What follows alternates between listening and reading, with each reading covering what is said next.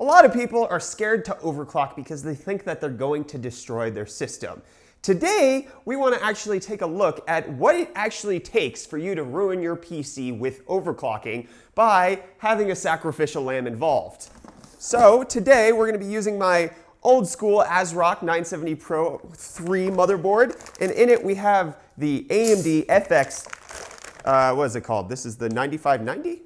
8350. We have the FX 8350 CPU that we're going to be overclocking, and we're going to show you some safe tips for overclocking, but then we're also going to show you what happens if you push things a little bit too far. If you maybe set the voltage a little too high. So let's go ahead and figure that out. We'll get it installed on this system right now. We're just going to be using my open bench table to have everything out in the open on. Wow, this is a weird designed board. What the frick? I figured that this video would be best done as a live demonstration rather than trying to give you, tips and tricks in a well-presented format. This way, you get to see what happens live if you screw something up. We need a graphics card. There we go. A nice and shiny FX 8350. All right, where did I put the thermal paste tank? That's all good to go. Everything's plugged in properly besides the graphics card and the actual PC itself. Okay, so step number one, plug it in. Plug it in, plug it in. Turn it on. Now we need to jump the motherboard. There we go, it turns on. Fan starts spinning, PC's working. There we go. Finally, hot dog. Okay, so one of the things that people are scared about when they're overclocking is they don't want to push their CPU too far. And I'm going to show you guys just a few things that we can do to make sure that you're not hurting it in any way. So if we look here, in this BIOS, we have something called the frequency multiplier as well as the voltage. If we leave the voltage at its stock 1.35 volts, no matter what we do to the frequency, we're not going to hurt the CPU because no more power is going to the CPU. So if we set it to 6.3 gigahertz, there's no way that this CPU can hit 6.3 gigahertz. It's not going to be able to do this overclock. So we're going to apply the settings, and it's going to turn off, and it's going to try to turn on, and it's not going to be able to do that because we didn't give it enough power to actually run that 6.3 gigahertz. We're not loading into the BIOS like we normally were. Everything's just kind of not working right now. But since we didn't change the voltage on the CPU, we're not doing additional damage to the processor. What's happening right now is that the PC is trying to send the information to the CPU saying you need to run at 6.5 gigahertz. But the CPU is saying, I don't have enough power to run at 6.5 gigahertz. I can't work under these conditions. You're not giving me everything I need to do my job. So no matter what you guys do, if you're messing around with an overclock and you set it to too high of a frequency, do not freak out if everything doesn't work like this. You see, this PC is technically running, but it's not actually turning on. There's nothing on the screen. We have no keyboard and mouse response. Everything's kind of broken. So what we do to fix that, because the CPU isn't dead. Everything's fine with this overclocking system. Everything will work. So what we need to do is we need to turn it off at the power supply. Gonna unplug everything. We need to find the CMOS battery. Now you might have a fancy motherboard that has a reset CMOS switch, but most motherboards have this battery right here. So what you wanna do is you wanna unplug all of the power to the PC, and you want to take this battery out right here. This battery is what keeps the motherboard settings on whenever you reset the computer. So this battery is what's saving everything. Now that we've unplugged it, taken out the battery, it's going to forget that I was trying to be an idiot and set it to 6.5 gigahertz at 1.375 volts. It's going to forget that, and it's going to boot up into its default state, and we're going to have a perfectly working system. So after waiting about 30 seconds, we're going to plug the battery back in. We're going to plug the power cord back in. We're going to plug the graphics card. We're going to switch on the power supply, and then we're going to jump the PC again because I'm not in an actual system. Provided everything went well, we should have a PC that turns on automatically, except for I didn't plug in the HDMI cable, so there is that. If removing the battery doesn't work, we have an option down here. There's this little plastic piece, and you'll see the instructions up here is 1 to 2 is normal. So that means if we have this connection bridge on these 1 to 2 pins right there, everything's fine. If we want to clear the CMOS, we need to put a little cap on 2 and 3. And that should, once we try to boot up, it should clear the CMOS, and then we'll actually be able to run the system. So let's go ahead and try that again. And there we go. Anna Green Gables, everything's working. See, I didn't break anything.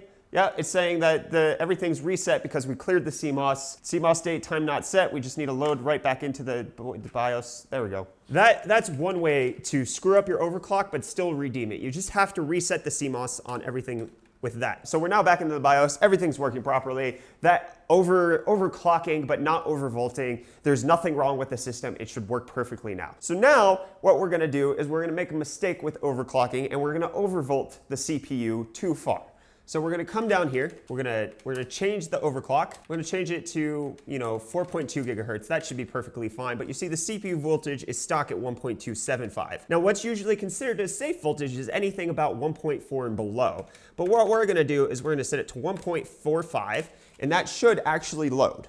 We should get a system that will load with that type of overclock. Because we increased the voltage, we're also able to increase the CPU frequency. Okay, so yes, we're running at the overclock of 4.2 gigahertz. So yes, while we have a CPU that's actually working, the overclock applied, we have everything going, we're using way too high a voltage. 1.45 volts will not be safe for your CPU over the long term. See, it works immediately right now, but one of the mistakes that you can make when you're overclocking is thinking that just because it works means that you've done a good job. What will happen to this CPU over time is that the performance will begin to degrade, and that overclock that you have set right now will not boot at one stage. And what you'll have to do is you'll either have to raise the voltage even further, or you're going to have to drop the overclock even more. We wouldn't be able to maintain this 4.2 gigahertz. We'll have to drop it down to, 4 gigahertz. Or we would have to increase the voltage to about 1.475 to keep it at the same frequency. But then the danger of continuously upgrading your voltage is that at some point you're going to burn out your CPU. Your CPU can't handle the higher voltage, which results in higher temperatures on the processor, which means it's going to die. The higher the voltage you input, the more likely it is to burn out. So what we're going to show you right now is see if we set this to the max setting that's in this BIOS, which is 1.55 volts on the CPU voltage, and we also set the north bridge. Let's see what happens when we set the voltages way too high. We set them to the max, whatever it's supposed to be. Now we're pushing 1.55 volts through the CPU as well as through the north bridge. Yeah, we're running at 1.55 volts. Everything is at its highest state. So we're sitting at 64 degrees on the CPU. We're sitting at 34 degrees on the motherboard. That's because we're not actually doing anything to this system. So what we're going to do now is I'm going to go get a hard drive and we're going to plug it in. And we're actually going to see what happens when you actually try to put this system under any sort of load. Because right now, it's sitting at basically 0% CPU utilization, so it's not burning up. But an idle temperature of 65 degrees is actually pretty horrific. Your CPU should not be idling that high. What's probably going to happen is as soon as we put it under any sort of load, it's either going to overheat or it's going to shut down completely. So we have everything that we need in order to actually stress the CPU out. We have I/64 Extreme, which should push everything to its limits and also give us some good feedback on what the temperatures are like. Do you smell that? Huh, okay. Oh. You smell that?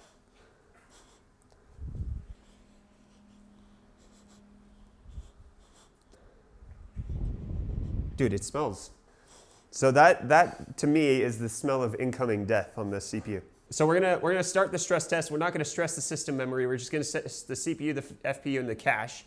We're gonna hit start, and that's gonna give it 100% load, and we're gonna see these temps hopefully skyrocket. Holy smokes, nope, temps aren't skyrocketing. What I would guess is that it's throttling. Yep, it's down to 1.4 gigahertz. So we think that with overclocking, what happens is that it's just the CPU. A lot of the times that's not true, especially in the case of this processor. It's an 8-core 8350. It's on one of the cheap budget boards that you can buy. So the VRM, also known as the voltage regulator module, also needs to be cooled properly in order for it to achieve a good overclock, because the voltage regulator module is the one that's actually having the voltage set through it so that it can send the voltage to your CPU. What's happening right now, I can show you with this thermal gun, is that we are sitting at an uncomfortably high, it was higher than that earlier. Let me just find the right hot spot. We're sitting at over 100 degrees Celsius on the VRMs. I just have to find, this gun sucks. 140, okay, you guys saw that. It was over 140 in some points. We are burning out this motherboard by having the voltages that high. This computer is still working, but we can see that even the CPU has dropped to 1.34,